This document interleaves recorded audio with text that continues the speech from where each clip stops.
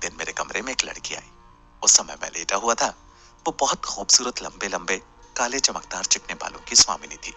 उसकी सुंदर काली आंखें, प्यारी सी ऊंची सुतपा नाक, प्रेम रस भरे उसके संतरा की वाक जैसे मधुर रस भरे कोमल ऊंट और टमाटर जैसे लाल कपोलों की किसी से तुलना करना बेमानी था।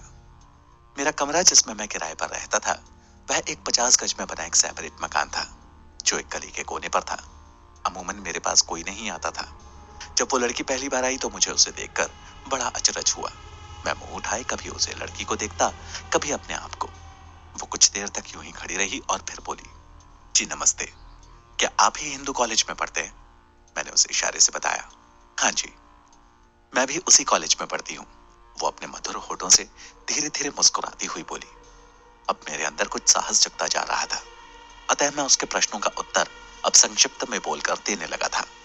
वो काफी देर से खड़ी हुई थी, अतः मैंने उसे औपचारिकता की दृष्टि से पास पड़े एक स्टूल की ओर इशारा किया।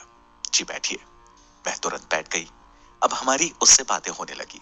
बातों बातों में उसने हमें बताया कि उसका घर यहाँ से बाग के थोड़ा आगे है। वो 3 बहन है। बड़ी बहन की शादी पहले हो चुकी है और अब उसकी शादी भी होगी। मैंने उसे औपचारिकता के नाते शादी की बधाइयां दी। वह बोली, ऐसे हम किसी की बधाइयां स्वीकार नहीं करते। अगर आप हमें कुछ समझेंगे तो घर पर चलकर बधाइयां दोगे, अन्यथा कोई बात नहीं। उसने अपनी बात इस तरह कही कि मैं उससे प्रभावित हुए बिना नहीं रह सका।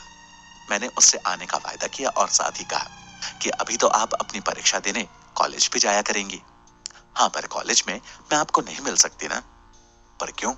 मैंने उससे कहा, इसलिए कि कोई हमें बदनाम ना कर दे, क्योंकि हमारी शादी अब शीघ्र होने वाली है और आप हमारे दोस्त हैं। मैंने उसकी सही बात मान ली और उससे कहा, यार हमने तो आपका घर नहीं देखा है, आप चिंता ना करें, मैं आपको अपने साथ लेवा कर ले चलूंगी। बस तब तो ठीक है, मैंने उसे आश्वस्त किया। अच्छा मैं चलूं? वह एकाएक बोली। क्यों? थोड़ी देर और बैठो, मैंने उससे आग्रह किया। अचानक वह बोली, अब बहुत देर हो चुकी है, प्लीज जाने दो। वह मेरी ओर देखकर मुस्कुराई। अरे भाई, हम कैसे कह दें कि तुम जाओ? मैंने हंसते हुए उससे कहा और वह चली गई अपना हाथ हिलाते हुए, इस वायदे के साथ कि वह परीक्षा के संबंध में मुझसे मिलती रहेगी। मैं बैठा हुआ उसी के बारे में सोचता रहा। इस तरह मेरी वार्षिक परीक्षाएं शुरू होने में अब 1-2 दिन शेष रह गए थे, अतः मेरे मन में कॉलेज घूमने जाने का मन में विचार हुआ। तो मैं अगले दिन सुबह टाइम से विद्यालय जाने को तैयार होकर चल पड़ा और मित्रों से मिलकर दोपहर को अपने कमरे पर लौट ही रहा था कि मुझे पीछे से किसी ने मेरे कंधे पर अपना हाथ रखा। हेलो फ्रेंड्स, कैसे हो? मैंने पीछे मुड़कर देखा तो वो मुझे देखकर मुस्कुराई। उसकी यह अदा मुझे बहुत अच्छी लगी। मैंने उससे कहा, आज आप बहुत सुंदर दिख रही हैं। यह सब आपके प्यार का कमाल है। वह हाजिर जवाब थी। उसने मुझे तुरंत जवाब दिया। मैं उसके उस बेबाक अंदाज से उसे कुछ पल देखने लगा। चलो अब किसी होटल में कुछ कोल्ड ड्रिंक का मजा लिया जाए। उसने एक आंख बंद करके नई अदा के साथ मेरे सम्मुख अपना प्रस्ताव रखा, अतः मैं मना न कर पाया। अगले पल हम दोनों होटल अल्फा में आमने सामने बैठे थे और 777 की चुस्कियां आराम से ले रहे थे। पता नहीं क्या आकर्षण था उस अनजान लड़की में, मैं उसकी ओर झुकता गया। अब हर सांझ मेरी उसके साथ कटने लगी थी, कभी किसी रेस्तरां तो कभी किसी कॉलेज कैंटीन, तो कहीं स्टेशन के वेटिंग रूम में मेरी इसी तरह उससे मुलाकात होती। एक और मजेदार बात यह थी कि वह हर रेस्टोरेंट का बिल अपने पास से देती थी। मैं जब भी अपनी ओर से बिल पे करना चाहता था तो वह अपनी कसम देकर खुद बिल दे देती। इस तरह कई बार मैंने उससे कहा पर वह मानती नहीं थी। एक बार मैंने उसे अपनी कसम दी और बिल दे दिया। वो अगले 4-5 दिन मुझसे बोली नहीं।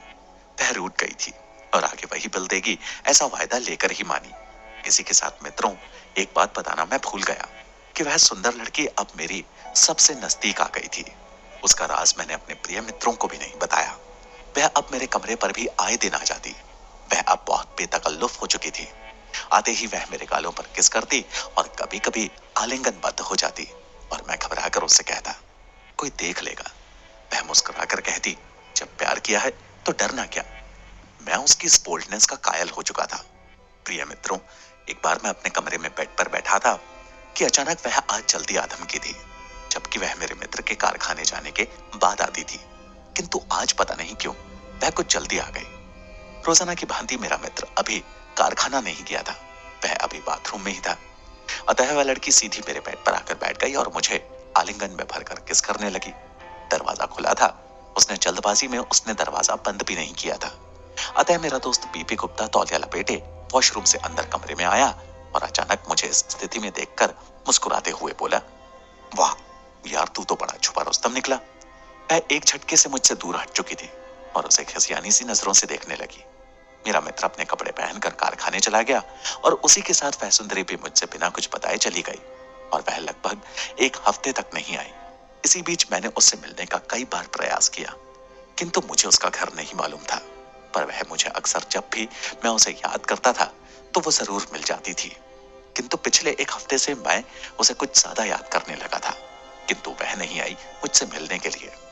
इसी बीच मेरे दोस्त बीपी गुप्ता ने मेरी और उस लड़की की प्रेम कहानी हमारे उस्ताद राम कुमार जी को भी बता दी थी।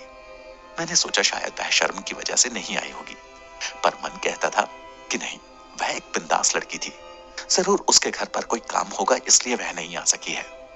इस तरह और भी दिन पर दिन बीतते गए पर वो नहीं आई। मैं उसे प्रतिदिन याद करता, ऐसा कोई दिन ना होता जिस दिन मुझे उसकी याद ना आती हो।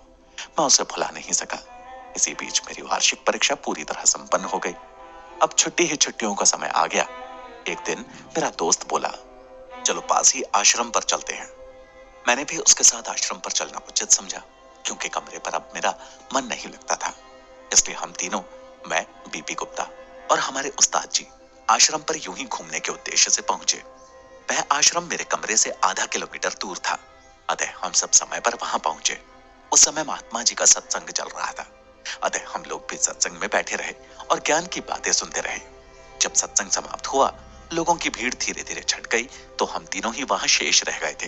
तो आश्रम के महंत महात्मा जी ने मुझे देखते ही कहा, बच्चा तू तो किसी जबरदस्त आत्मा के चक्कर में फंसा हुआ है। मैं मुस्कुराकर बोला, महात्मा जी, मैं ही नहीं बल्कि ये दुनिया ही फंसने फांसने में लगी है।